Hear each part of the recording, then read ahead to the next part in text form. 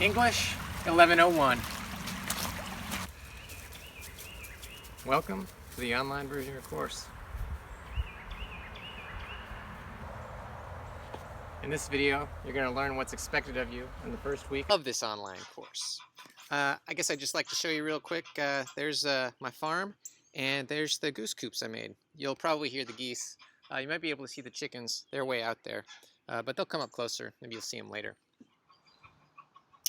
I know none of us were expecting our course to run online, but I think it's going to go well. I've got a lot of activities for you guys to perform, lots of writing, but it's going to improve your arguing ability in the future. So I think it's going to be worth it overall. Now, what we're going to do today is we're going to go over a number of the tasks and changes that I've made to the course and go over some of the assignments you're going to be doing. Most of them are the same. There's just been a few changes. And after that, we'll look at the calendar. I'll show you how you can access me online. Again, I'm always available through email, but we'll have meetings that are optional. I'll just be online if you have any extra questions for me. The only required meetings that I'll make, and I'll request it through you, we'll figure it out, is just for the UTeaches. So those have changed, and I want to give you some pointers on how to succeed. The first thing I want to direct your attention to is the tasks page for college writing, and I've made some changes here. As you can see, I've X'd out our old SmartNings, our old quizzes and homework, and you'll see that there are new SmartNings and a learning journal, and we're still keeping the UTeach. With these minor tasks, I'll go ahead and click on the SmartNing. Now, the SmartNings are basically the same as they've always been, but now you have 2 per week, and one thing to keep in mind with regards to the SmartNing is make sure to be in-text citing, and also I want to open it up to more discussion. So you can get up to 3 points extra credit by responding to people's discussion posts, and discussions are due by 11:59 p.m. The discussion responses, rather, are due by 11:59 p.m. And you get an extra point extra credit. You can get up to 3 points extra credit by responding to other people's SmartNing posts. SmartNings are going to be due just like they were for class before we went online, so they're due before class. And again, I'll be reviewing them, giving you feedback. So hopefully we'll start having our own discussions instead of face-to-face online with the SmartNings.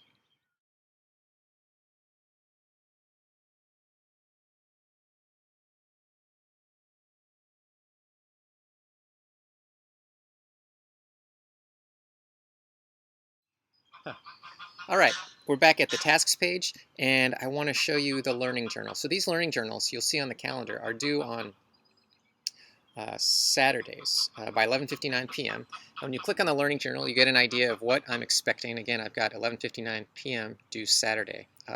So the submissions, they're at least 200 words. I expect you to in-text and quote from the paraphrases. And the learning journals are a space where you're going to connect with the course objectives, your readings that you did over the week, and what you've learned from other people in the group if you've started looking at the discussion, the forum posts, the SmartNings.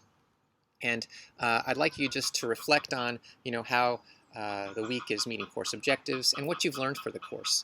So here's a layout for it. So again, you could just follow these bullet points, and this will help you succeed with the learning journals.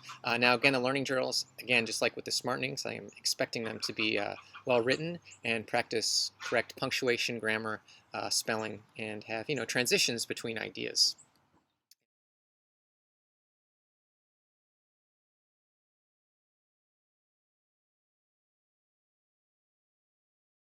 Now the UTeach is changing because, well, we're not face-to-face anymore.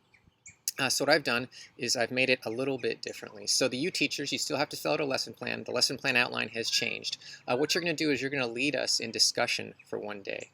So when you see your name on the UTeach, you'll be writing the SmartNings. The other thing is that you're going to create an infographic. Now, some of you may not know what an infographic is, but what an infographic is, it's a sort of a Cliff's Notes for understanding a concept. And I've got instructions in the lesson plan for the infographic. And I'm going to talk to you about this individually the week before you present your UTeach. So we'll have like a conference and communicate through email about what I'm expecting.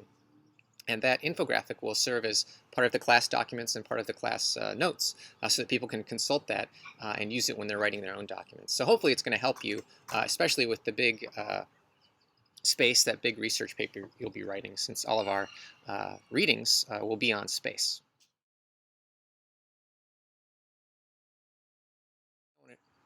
The last thing I want to show you before we get to our calendar and I show you how that works, is the big visual. So this has changed. I've dropped some of the points for it and put those in a learning journal, and also the new smartening that we'll be doing, because I think discussions and the learning journals are great ways to, understand more about argument and improve your writing.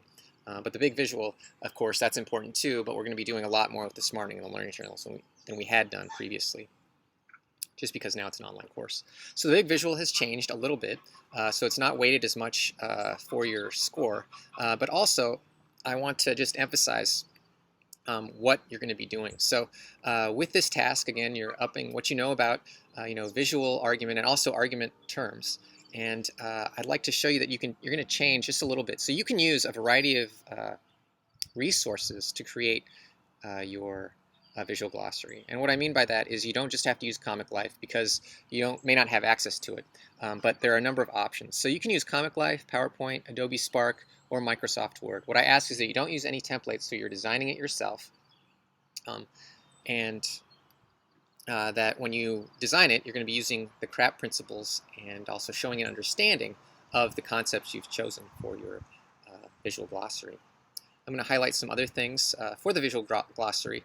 So some of these terms are just one entry. Okay, so for instance, the CRAP, you can use either version, the one that's the design version, contrast, repetition, alignment, or proximity, or the other version, currency, reliability, attribution, and I don't remember the P, but there was a P there when we were in the, I think purpose is what it was at the library, and CASC.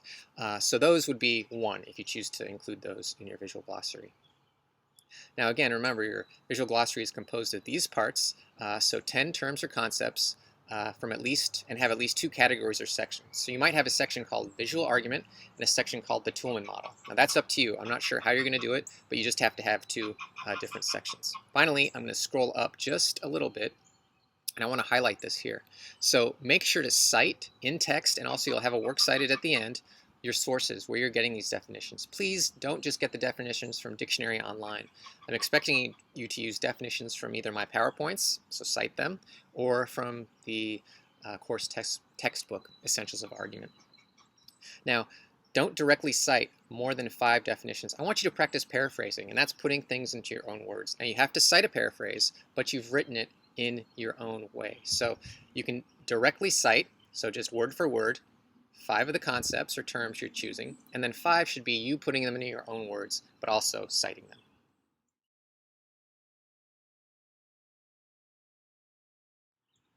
So on the schedule, you're going to see, again, that some things have changed. What I have is I'm going to have these instructions, and you'll get videos from me every week just highlighting things that I think are important that we want to focus on. And then I've got the readings and connections to the smartening. Now the last thing that I want you to notice is this vid chat. Okay, so these vid chats occur from 2 to 2:30 on Tuesdays and Thursdays. There's a vid chat link, and this is just where I am going to be located so that I can talk to you face to face if you guys have internet access at that time. Now, if you don't, again, I'm available through email. And if you can never meet with me face-to-face, but you need to get in contact with me, email me. I'll give you my digits so we could FaceTime, or we'll figure out another way to make it work. To access the vid chat, you just click on the vid chat link, and you'll just be a guest, so you can put your name in there. And then you enter the room. And I'll just open it in my browser. You can also download the application, which makes it a little bit easier, and the functionality is a little better, so that's up to you.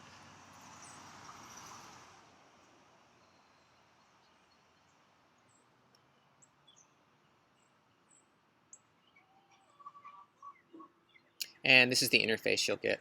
Now again, they'll ask you to have media access so that your microphone will work, and you'll have access to your webcam.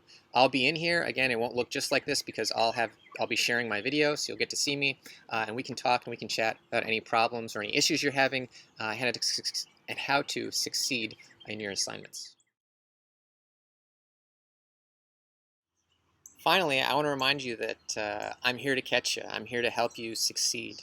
One thing to keep in mind, though, is that it's a process and it's a dialogue between both of us. So you're going to have to keep up with those readings, be very disciplined about making sure that you see what's going on for the week, and then can budget time to make sure you've completed the assignments.